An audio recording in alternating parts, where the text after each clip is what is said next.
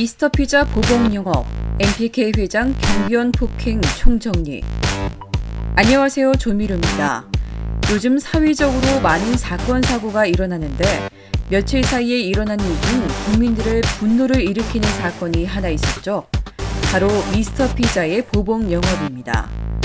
미스터피자 전 점주가 자살이란 극단적인 선택을 했다고 합니다. 또한 이 사건으로 인해서 예전에 MPK 회장의 경비원 폭행 사건까지 다시 재조명받고 있는데요.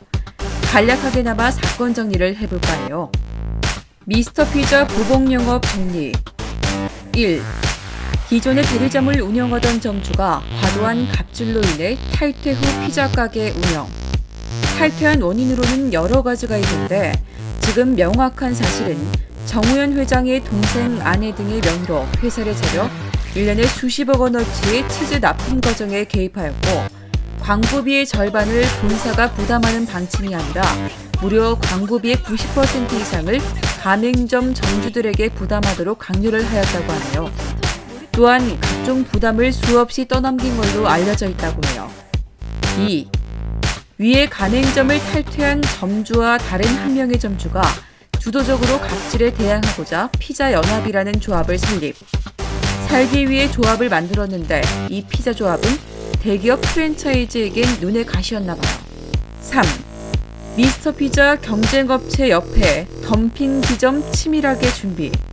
어느 정도로 상권 조사를 했냐면 탈퇴 점주가 새 피자 가게를 열면 위성지도 등을 활용해 직영점을 열 수 있는 최적의 장소, 최고 가까운 위치를 분석하고 탈퇴 업체에 줄 예상 피해액도 꼼꼼하게 계산을 했다고 하네요. 보복 영업을 위해 만들어진 직영점에서는 14,000원짜리 치킨을 5,000원에 판매하고 피자를 시키면 돈가스를 얹어줬고 덤핑 영업의 엄청난 공세에 탈퇴 업체는 막대한 손해를 입었다고 해요. 처음에는 보복 영업이 아니라고 부인했지만 검찰 조사에서 관련 문건이 나왔다고 하니 확실하다고 보고 있습니다. 4. 이와 관련된 탈퇴 점주 A씨는 지난 3월 스스로 목숨을 끊었다. 어떻게든 살아보기 위해 했던 프랜차이즈는 결국 A씨를 벼랑 끝으로 몰아갔네요. 대기업의 행포에는 당할 장사가 없나 봅니다. 이렇게 국민들이 이 사건을 통해서 분노가 향하자 2017년 6월 26일 정우현 회장이 대국민 사과를 발표했고 MPK그룹의 회장에서 물러나며 덤핑 매장은 폐쇄하고 상생을 도모한다는 내용으로 사퇴를 하지만 이것을 제외하면 너무나도 형식적이라 국민들의 반응이 좋지 않죠. 빠르면 6월 말 검찰에서 정우현 회장을 소환 조사할 예정이라고 합니다. 정말 이런 비극적인 일들이 수면 위로 드러난 사건이 몇몇 없다고 하죠.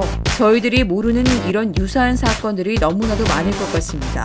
그만큼 현재 시장에 넘쳐나는 게 프랜차이즈 업체니까요. 앞으로 조사가 다각도로 이뤄진다고 하는데 어떻게 처벌받을지 국민 모두가 지켜보는 가운데 명확한 사실관계를 바탕으로 처벌을 받았으면 하는 바람입니다. MPK 회장이라고 하니 누군지 잘 모르시겠죠? 위에 보복 영업을 자행한 미스터피자의 정우현 회장입니다.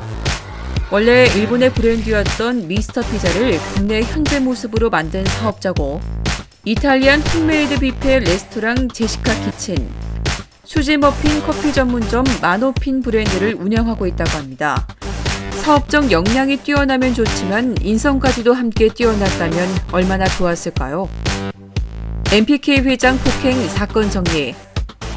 2016년 4월 3일 경비원에게 폭행을 저질렀다고 밝혀졌고 서울 서대문구 대신동의 자기 소유 건물도 아닌 대학 소유 건물에 입점한 계열사 매장에서 자사 직원도 아닌 건물관리 경비원 황모 씨를 폭행한 사건입니다. 특히나 이 건물 측은 잦은 도난 사건으로 밤 10시에서 10시 반 이후 건물 정문을 잠그고 세입자들을 위해 건물 후문만 열어놓곤 했는데 당일 찾아와 음주까지 한 세입자 신분인 정 회장이 이를 문제 삼으며 경비원 황모 씨를 폭행했다고 합니다. 이후에 사과문을 홈페이지에 게재를 했지만 정말 누가 봐도 성의 없는 사과문으로 입방아에 오르기도 했죠. 입방아에 오르자 2016년 4월 7일 회장이 직접 피해 경비원을 찾아가 사과하고 출입비 등에 합의했다고 하네요. 다 저질러 놓고 사회적 이슈가 되니 뒤늦게 수습하는 모습이 참 보기에 안 좋네요. 처음부터 저런 행동이 잘못된 것이라 인지를 했다면 과연 저런 실수를 했을까요? 또 이런 사건 이슈화가 안 되었다면 저렇게 처리를 했을까 싶네요. 이번 사건으로 인해서 프랜차이즈 업체들의 갑질 횡포를 꼭 바로잡았으면 좋겠다는 생각이 정말 간절합니다. 자영업자가 점점 늘어나는 현 상황에서 일반 소시민이 어디 기댈 수 있을 곳이 있을까요? 대형 프랜차이즈와 소사업자들이 공생할 수 있는 그런 생태 환경을 조성하는 게 정말 시급하다고 생각하고 이런 체계들이 이번 사건으로 만들어진다면 좋을 것 같습니다.